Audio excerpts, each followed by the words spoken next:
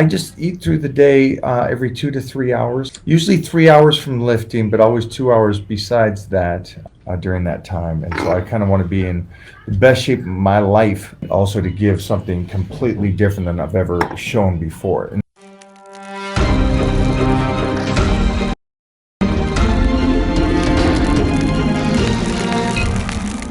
hi guys.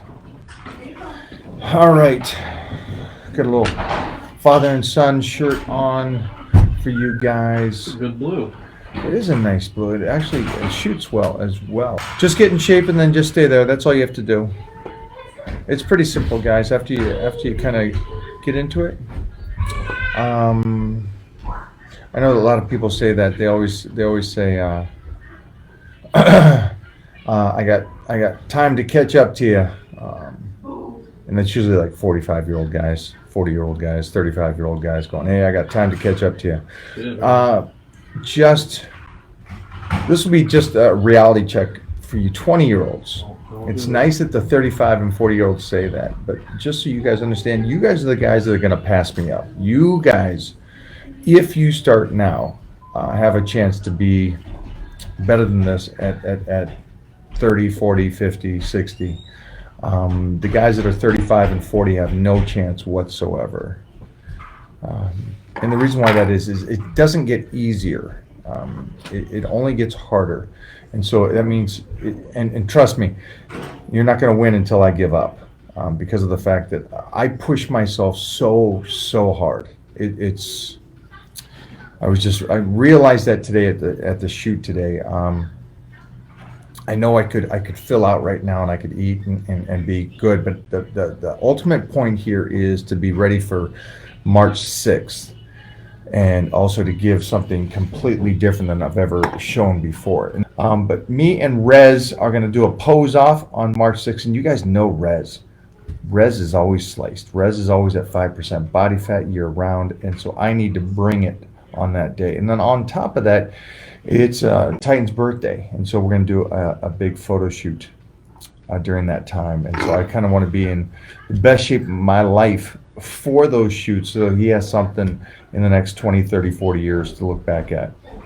And with that being said, we did start the dry out today, and so it's a very much a depletion day. How do I feel energy-wise? No, not much. You know what's funny is Rez understood it. Oh, yeah. Today, you hear that? Mm-hmm.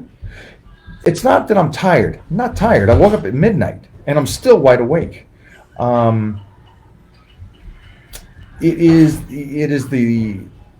There's just no body fat at this stage.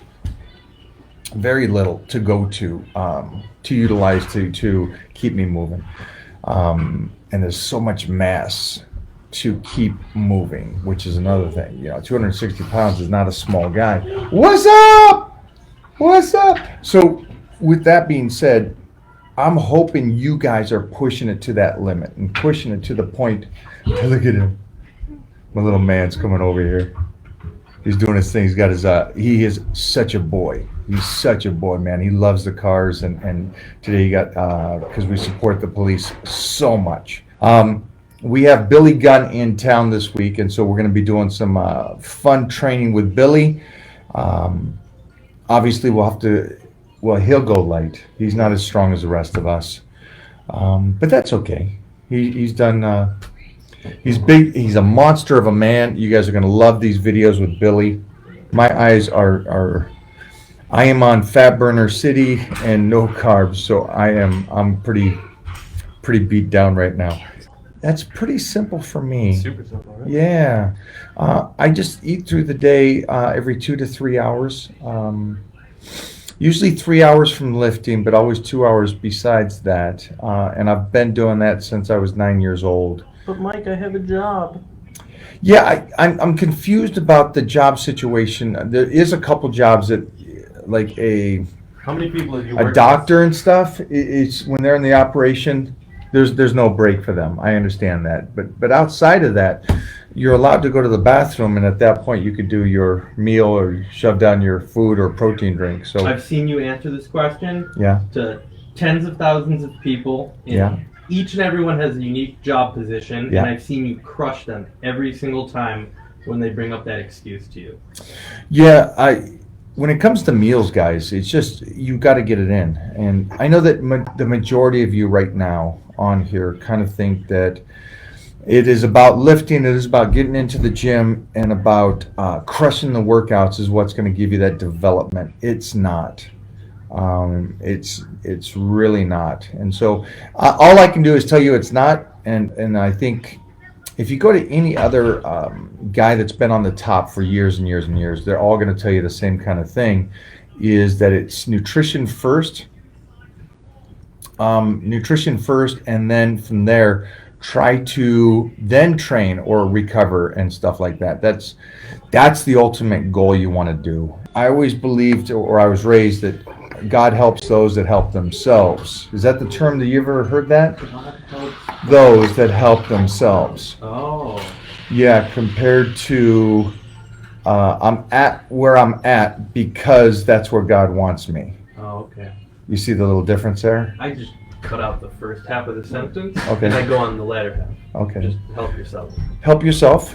You're probably at the place right now because of you, not because of any outside forces. And so, but that's for Heath Evans to respond to. I'm going to let Heath do that. Do not get into a spiritual debate with me. I will not do it. I was raised Catholic, so I'm completely out of that discussion. I don't do that, or politics, unless it's with Heath Evans. So everybody go over there and follow my boy Heath, aka Evans44. He's a very politically correct individual that's very insightful, so he's got some great stuff to go at. And he did not know what scones were. Does anybody know what scones are? Just so I understand, because is this a Northwest thing, that scones are just like a huge Northwest thing where it is at fairgrounds and stuff like that, but it's like a croissant or a muffin, but with jelly inside of it, but it's baked at that moment. It's delicious, and I'm going to be eating about 25 of those tomorrow, or at least on Saturday when I fill out. There's the sexy man right there. Hey, what'd you think of my rebuttal? Which one? Over on Power Bodybuilding about, I understand your point that you made about Jim Carrey, but I was talking about the voices in the head and that aspect of it. Yeah, I just don't. Go. Yeah, I read it, and then I responded to you too. So, two things: the voices in the head. Listen, we have to beat down lies with truth. That's you and I. On our craziest leg days, what are we whispering in each other's ears? But it's truth. It's matter-of-fact truth that we know. Listen, we don't know 100% of what we can push our body to, but you and I, in different ways, have probably tapped into 98, 99% of what our body's capable of. Where, not being arrogant, most people, like the kid I'm training here in Nashville, he's tapped into 60% of what his body's capable of, and he thinks, I'm going to die. I need help. No, you're not. Why do we? Why are whispering truth? Okay, so I think Jim Carrey, he was talking about finding contentment in himself.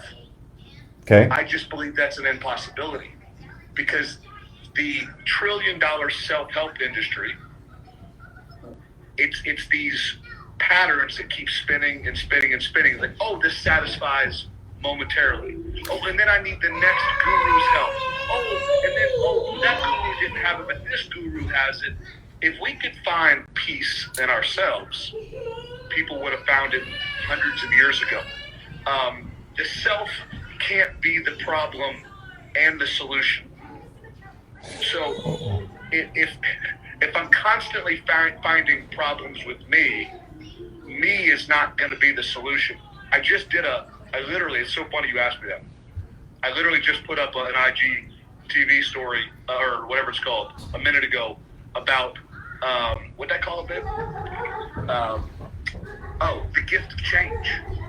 Go into it. And so it'll be interesting for people to go watch. But where can people see that? At Heath Evans 44. Okay. So I literally put it up 30 minutes ago. Okay. Because I got talking about some of the stuff you've taught me about why do we change programming? We do something for 4 or 5 weeks. There's the weakness. Okay, we got to fix it. So now we don't scrap the whole program, but we're like, okay, we identified a weakness. Now we got to change this, tweak this. This part we can throw out completely, and then we're going to add in this. But the gift of change, we have to be looking for. And if we just constantly keep going down the same road, like, we're just heading for trouble and despair. And that's what most people do. You've seen me at my best. You've seen me at my worst. You've seen me in between. And so that's what that was about. Okay. But I wanted to address one thing, and then I'll shut up. No, I like this. I like this because you're giving me a completely different aspect on I watched the video, and I'm depleted. I understand that. And so maybe I'm only catching the tail, what I want to hear from it. And what I wanted to hear from it, I think, was, and if you guys don't know, it's over on Power Bodybuilding. It's a speech Jim Carrey did about finding, his statement of finding happiness within himself and the voices. And I think we all talk about that. And so for me, again, going back to what Heath said about when we go and do legs, we go to do legs to find our weakness, not our strengths. I don't go in to train and do squats and go, okay, cool, that I did my top weight, that's cool. We always are looking for our weakness when you and I train. Or when we continuously train on anything, we look for the weakness to strengthen that relative to people going for their strength. So I can understand or relate those two aspects together better now that you explained it, to where Jim was like, well, it's simple. Just find your happiness within yourself. Well, it's not that simple. Or everybody would have done it already. Yeah. Well, being satisfied, like, Mona's amazing. She's world class. Oh, well, I see where you're going. Like, humans can't satisfy us. Like, Chrissy, I've got the most amazing wife in the world, but, like, if I'm looking for her to satisfy, she's not equipped to do that, and so, like, we know some really, really, really wealthy people, right? Does money satisfy? No. Like, listen, I'm not going to throw your business out there, but I know what you have in the bank because you've been so frugal and you've saved and you've been wise and you're cheap and you've never bought me any donuts. Bought us Chick-fil-A that one time. I did buy you Chick-fil-A one time in our 5-year relationship. But, like, we go look at the bank account, it doesn't satisfy us. I've talked about Brady 1,000 times. When I first got to New England, the guy was on 60 Minutes and told the world, man, if money and women and Super Bowl rings are all this world has to offer, I'm in trouble because I'm not happy. The man just won his 7th ring, and he's already talking about winning number 8 because 7 didn't satisfy. We get the jet, then we need the yacht. We get the yacht, then we run out of the wealthiest people in the world are some of the most unsatisfied because they've tapped into everything this world has to offer, and they're still not happy. So what is some of the solution? Because I know the voice in the head is an ugly voice a lot of the times. The doubting voice, the voice that breaks you down, the voice that says you're not good enough, the voice that says you don't deserve this. That's a tough voice, and I know that we have to conquer a majority of that. But what's another step that we can do? Well, you think about now. So now the world's going the opposite. Oh, you are good enough. Michael Hearn, you deserve this. Michael Hearn, just love yourself. Mike, it doesn't matter that you did this. You're good. You're a great person. Well, Mike, you know my worst. Like, I'm not a great person. Like, I cheated on an ex-wife. I've lied. I've stolen. I'm prideful. Like, when we look at, like, so we've taken that, beat ourselves down, which I think we need to address truth. I commented on your Built Ready or your Power Bodybuilding post that, like, the world tells us that God says he helps those who can help themselves. So I was correct on that statement. Well, no, the Bible doesn't say that anywhere. Oh, see. The world has, but see, this is where, like, when Jesus first came onto the scene in the Bible, it talks about he went to the wilderness for 40 days and Satan tempted him for 40 days. He was fasting like you and I do for 2 and 3 days. Jesus went out in the wilderness and fasted for 40 days.